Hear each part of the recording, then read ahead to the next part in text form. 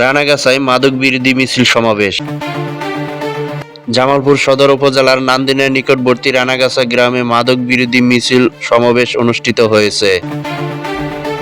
শনিবার 4 জুলাই দুপুরে এই মিছিল ও সমাবেশ অনুষ্ঠিত হয়। মিছিল ও সমাবেশের আয়োজন করে রানাগাছা হিলফুল ফজল ফাউন্ডেশন ও এলাকাবাসী।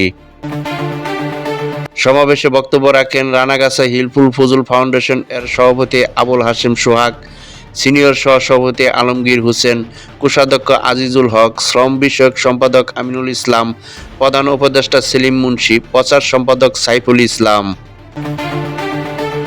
এছাড়াও এলাকার মুরব্বীদের মধ্যে উপস্থিত ছিলেন আব্দুল হাকিম, মুজাম্মেল হক মুজা, ইয়াহিয়া, সাইফুল ইসলাম, আব্দুর রহমান, নবীন হোসেন, আকরাম হোসেন। সমাবেশ পরিচালনা ও সঞ্চালনা করেন এমদাদুল হক সুমন। প্রথমে রানাগাছা মুদিপাড়া মোড়ে স্থানীয় জড়ো হন। সেখানে সমাবেশ শেষে মিছিলটি রেলগেট অতিক্রম করে রানাগাছা গ্রামের শেষ প্রান্তে যায়। পরে সেখানে থেকে পুনরায় রানাগাছা রেলগেট এসে শেষ হয়।